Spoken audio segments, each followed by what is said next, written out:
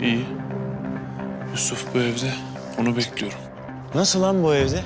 Daha demin yanımdan geçti elini kolunu sallaya sallaya. Yok oğlum, imkanı yok. Girdi, bir daha da çıkmadı evden. Oğlum gözlerimle gördüm diyorum sana. Yürü lan hadi. Allah Allah.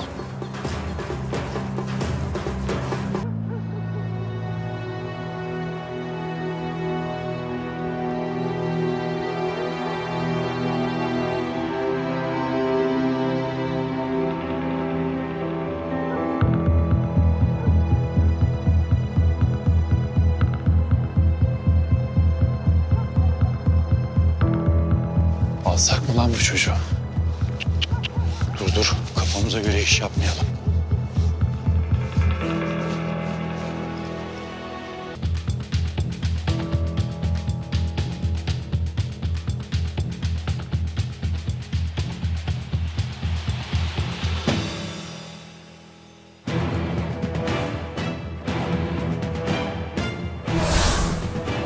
Nereye gitti lan bu çocuk?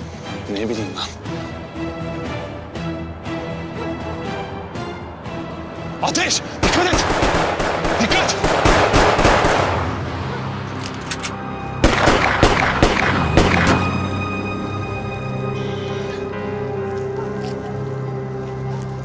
Yasin!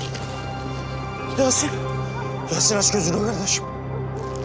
Aç gözünü kardeşim Yasin. Aç. Kardeş. Ben gidiyorum kardeş. Sık lan dişini. 2 kurşun yedin diye ölmek var mı? Sık dişini!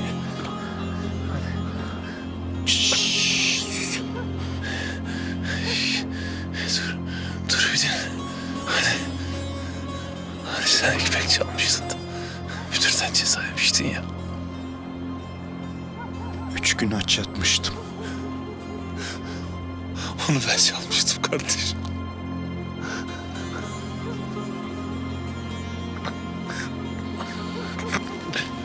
Hakkını helal et. Helal olsun kardeşim. Helal olsun.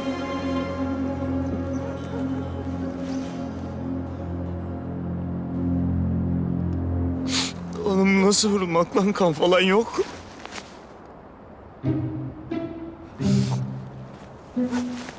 Dön bakayım arkanı.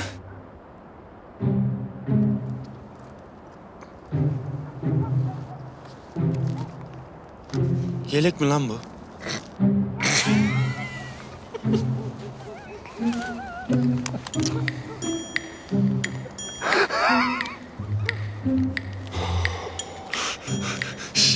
Kızdı mı lan? Lan oğlum böyle şaka yapılır mı lan?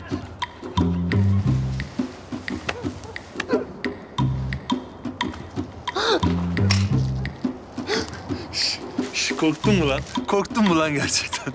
Bakayım, ay korkmuş ben sana. Ben de zannettim ki gerçekten benim için atladı kurşunların önüne. Oğlum salak salak konuşma lan. Sanki yelek olmasa atlamayacak mıydım? Ha? Oğlum sen tımarhaneliksin.